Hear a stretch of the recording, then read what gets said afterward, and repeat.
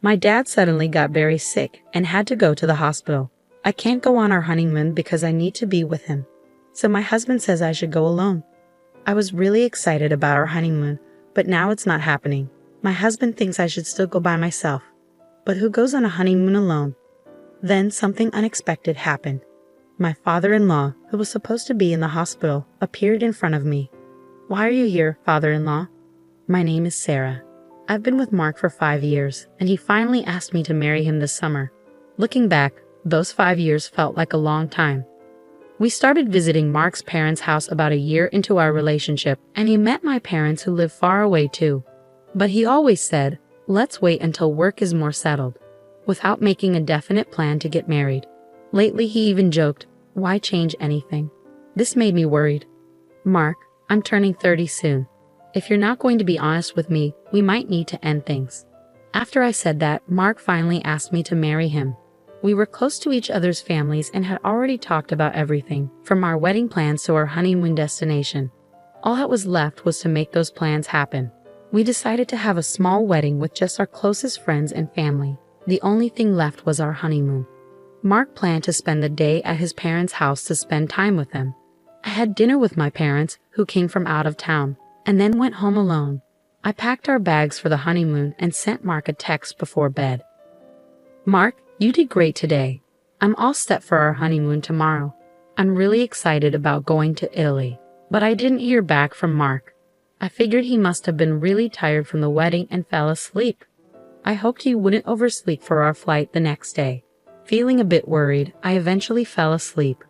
The next morning, I got a call from Mark.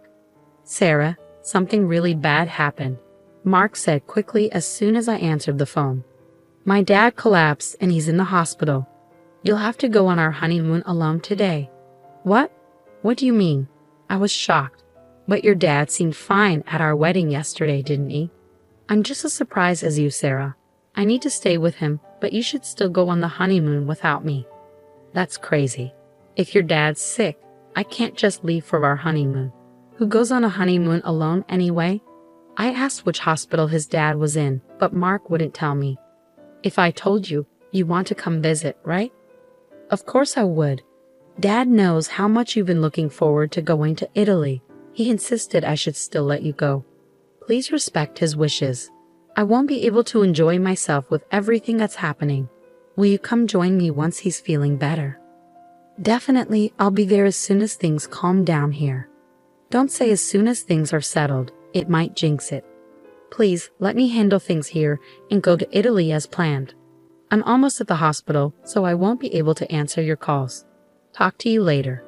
"Well, wait, Mark," I tried to say, but he hung up before I could get a word in.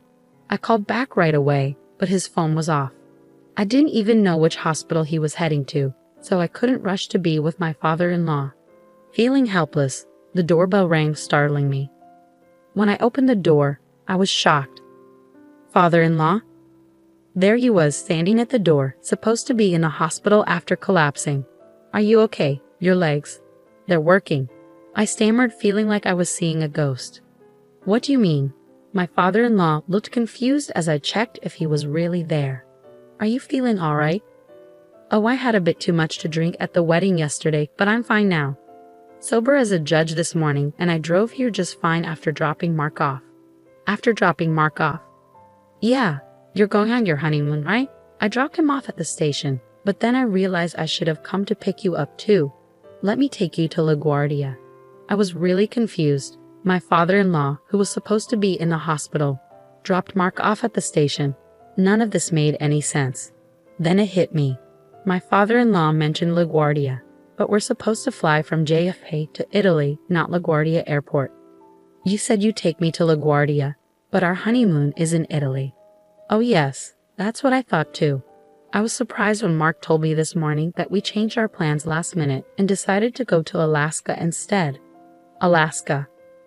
The more I heard, the more confused I became. Mark said we're going to Alaska. Yeah, he did. He left a note in the car. My father-in-law showed me a post-it that Mark had left in the car. It had the name of an inn in Alaska and a flight from LaGuardia to Ted Stevens Anchorage International Airport written on it. When I saw it, Everything started to make sense. Can you take me to LaGuardia then? Of course. Traffic shouldn't be too bad. We'll probably get there around the same time as Mark's train. Thank you so much. On the way, I couldn't stop thinking about Mark's behavior. Whether my guess was right or not, I find out when I saw him at the airport. I thanked my father-in-law and went into the airport. Near the check-in counter for the Alaska flight, I saw Mark right away. He was with another woman, cozying up together and picking out drinks. My suspicions were confirmed. He had been cheating on me. Maybe it started while we were living together. His reluctance to get married might have been because of her. And now, not only was he having an affair, but he was also going on a trip with her on the day of our honeymoon. I stood boldly in front of him. Mark, holding drinks and about to leave the store, saw me and looked shocked. Sarah, what are you doing here? Same question to you. Why are you, who should have been at the hospital with your dad, here? I just came to buy some stuff. Stuff? Did you really come all the way to LaGuardia just to buy drinks? Yeah, Dad wanted some specific airport water. That's funny you say that because I was just with your father. Huh? Your dad came to pick me up in his car. He seemed perfectly fine, which was a big surprise. Oh right, after we talked, he suddenly felt better. He's always been resilient. Mark was sticking to his story. Amidst my shock, I couldn't help but think, what excuse will he come up with next? So who's this woman? Where were you two planning to go? Well, oh right, she's the nurse who looked after Dad. We're going to check out a rehab center for him in Alaska. Your excuses are painful to hear. I was speechless and sighed in disbelief. Enough. Your lies are giving me a headache. It's not a lie, she's really my dad's. Mark's words were interrupted by a voice from behind. My what? I turned around and saw my father-in-law standing there. I thought you went home, I said. I had a feeling something wasn't right, Sarah, so I parked the car and followed you. Looks like I was right. Seeing his dad there, Mark knew his lies weren't going to work. He looked nervous. My father-in-law asked sternly, Who is this woman? Well. Before Mark could say anything, the woman spoke up. I'm Amy, Mark's girlfriend. Mark quickly covered her mouth. What are you saying? You need to be honest, Mark. You don't love your wife. Just divorce her already, she said boldly. What? No, just be quiet, Mark exclaimed. Why should I listen to you? You promised to leave your wife for me. That's why you chose me over her today, right? Amy accused. That's because you threatened me. You said, if you don't come to Alaska with me today, I'll tell everyone about us. Mark defended himself. I see, so you were having an affair with her? I said coldly. Amy glared at me and snapped back, It's not an affair. Mark and I are serious about each other. He never wanted to marry you. At that point, I didn't even want to argue anymore. Fine, do whatever you want. Leaving Mark and Amy behind, my father-in-law and I left the airport. It was 5 days later when Mark came back home. The doorbell rang, and I talked to him through the intercom. Sarah, can you open the door? I can't unlock it. Oh, I changed the locks. You changed them? Why would you do that without telling me? I don't want someone I don't know having a spare key to our home. Someone I don't know? Are you talking about me? Who else would I be talking about? I've got the divorce papers ready, so just sign them. Wait, let me in first. We can talk about this.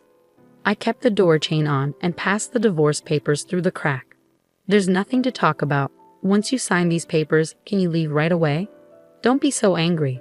I've decided to end things with Amy. Huh? What do you mean? She's awful. I only agreed to go to Alaska because she threatened to tell everyone about us. But the trip was terrible. She complained the whole time about the inn and the weather. I told her I won't divorce you. Please break up with me. I don't care if you break up with that girl or not. The only option for me is a divorce, even if you don't agree. Don't say that. Are you mad because we didn't go to Italy? It's too late now, but do you want to go? Are you serious? How can you even suggest that? I was wrong to think I could reason with you. A man who cancels our honeymoon to go on a trip with his mistress isn't reasonable. Sign the divorce papers now and also sign this.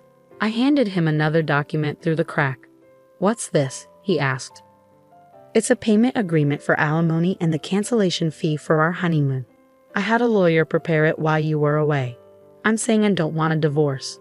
You're the one who wants it, so why do I have to pay alimony? I want to try again. You can't ignore the consequences of cheating. Infidelity means alimony, and the decision to start over isn't yours, considering you cheated. What about this cancellation fee? We don't get a refund for canceling our trip last minute. Since you caused it, you should pay. I told you to go alone. Not going was your choice. How could I go alone on our honeymoon? And you lied about your dad being sick to cover up your affair. I couldn't go in that situation. I wanted to go to Italy with you, but Amy threatened me. You wouldn't want me to lose my job, would you? Amy threatened to expose you at work. Yeah, exactly. If she says she'll do something, she'll do it. It's all Amy's fault. Amy did give off a vibe of unpredictability. I mean, she even boldly declared herself as Mark's girlfriend directly to his wife. She must be quite bold. But strangely, I felt relieved. With someone like Amy in the picture, Mark's actions would eventually catch up with him, even without my interference. All I needed now was to get him to sign those divorce papers. Pretending to be concerned, I asked, "Hey, are you sure it's safe for you to be here?" "What do you mean? You ended things with Amy, right? Isn't she angry?" "Of course she's angry, but I'm done with her." "Well, maybe you're fine, but what about Amy? Knowing her, she might show up at your office and cause trouble." "True, that would be a disaster. I need to go to the office and handle this. Sarah, could you pass me my company key card?" "This one." I pulled out Mark's company key card and showed it to him. "Yeah, that's it." I quickly moved away from the door as Mark reached for the card through the gap. "I'll give you the key card if you sign the divorce papers and the payment agreement first." "But, have you made up your mind? You better decide quickly. Amy might get to your office before you." "All right." Mark reluctantly signed the documents and passed them through the door gap. "There, is that enough? Now give me the key card." I handed him the key card, and Mark hurried off to the office. I went to the courthouse to submit the divorce papers and gave the signed payment agreement to my lawyer. It was a relief to have the financial matters settled. The next day, Mark called me in a panic. "Hello? Sarah, what do you want? We're legally strangers now. There's nothing to talk about." "Wait, please don't hang up," Mark pleaded desperately. Curious about what happened, I decided to hear him out. "So what is it?" "I was called into a meeting by the board when I got to the office today. Everyone knows about my affair, even though I tried to get ahead of Amy. Isn't that strange?" "Oh, I told them." "You told the board?" "Yeah, I felt bad because they came to our wedding. But we divorced so quickly. Since you were busy with Amy, I thought I should explain why we split up." "Just the board? You told everyone at my office?" "Yeah. When I told them my husband chose a vacation with someone else over our honeymoon, they were shocked. But how can I face everyone at work now?" "You don't have to hide anymore. Isn't that a good thing? Don't play games with me. You've ruined everything." "I should be saying that to you. I wish I could get back the 5 years I wasted on someone like you." When I spoke up, he fell silent. "Why don't you just be with Amy? If she cares about you so much, wouldn't she support you even if you quit your job?" "No, being with her only brings trouble. The only one who can support me is you, Sarah." "Well, being with you only brings me trouble. If you want support, maybe you should think about how your actions affect others." "Yeah, I regret it. So can we try again?" "No chance. Maybe it's time for you to reflect, start fresh, and try dating again. Oh, and maybe find a job first." "Sarah, please don't leave me. You're the one who betrayed me first.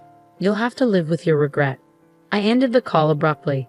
After that, Mark went back to his parents' house a few times to borrow money. But my father-in-law, who was falsely made out to be seriously ill and used as an excuse for Mark's affair, was furious. Eventually, he cut ties with Mark. Mark started feeling uncomfortable at work and ended up quitting. Job hunting didn't go well, and now he's barely making ends meet by working part-time at a convenience store. On the other hand, I moved into a new home with the alimony from Mark. Even though I changed the locks, it still felt strange living in a place my ex-husband knew about. Mark's parents helped me move.